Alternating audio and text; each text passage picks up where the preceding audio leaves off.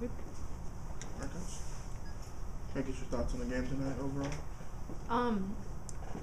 I thought it was very just we never really got in a great flow, and give Eastern Kentucky a lot of credit for that. I thought we played really well in spurts or spots, but just not consistently. But I think the way that they defended us had a lot to do with that.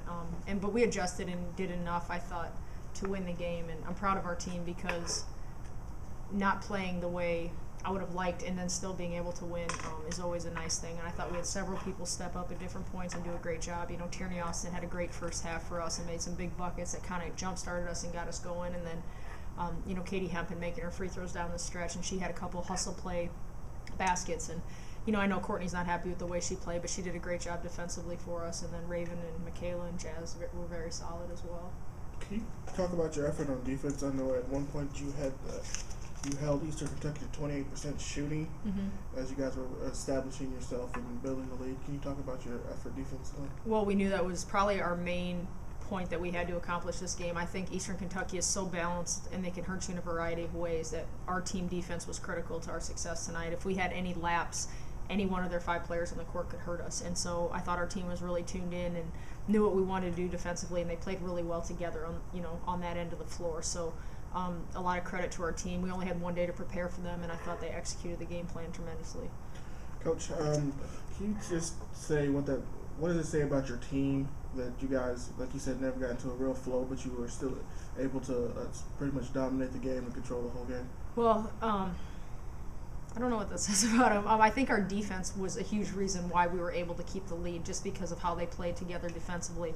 And coming off of Tennessee Tech, and not to make excuses in like the long travel day, I just thought our team really wanted to play well and build on that game. And I thought offensively, maybe sometimes we're trying a little too hard to play really well instead of just kind of taking what was there and letting the rhythm happen on its own. We're trying to force good offense, and that's definitely not something you can do. So it's going to be really important that we rest and bounce back quickly and get ready for a very good team coming in here on Monday also.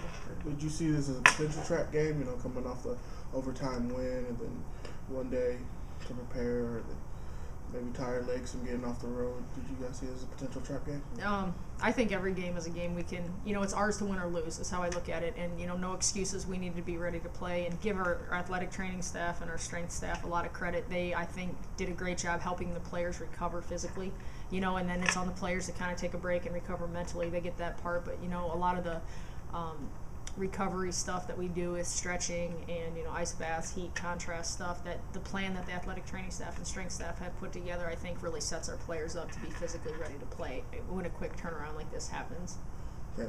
Was it at all frustrating in the second half when they cut the lead to 9, and then you guys were kind of murky on offense, not doing anything particularly well? Yeah. Well, I never think a lead is safe. You know what I mean? Because you see teams come back from great deficits all the time, and so I was just worried about us being able to score, not so much the lead. It was like, okay, what are we going to run and what shot are we going to get to help keep this lead going? And then we had a couple turnovers in there too that hurt us, and that's something we can't do, and thank goodness the lead was a little bit larger, because if it was a 3 or 5 point game, those turnovers would absolutely kill you.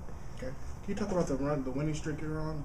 This is how you guys have been able to string these wins together and what it means for you as a program moving forward. We never talk about it. We never think about it. Honestly, we try to win the game that we're playing right now, and that is our only focus. This game is done. We'll enjoy it tonight, but when the girls show up tomorrow, we're getting ready for Morehead State, and we're trying to be on a 1-game winning streak on Monday. That has been our focus all year. And if it happens where several of the wins fall in a row, that's great. And if it happens that we lose a couple in a row, that's not great. Obviously, we want to play well the next game, but our approach game in and game out is always the same, despite what has happened the game before or multiple games before.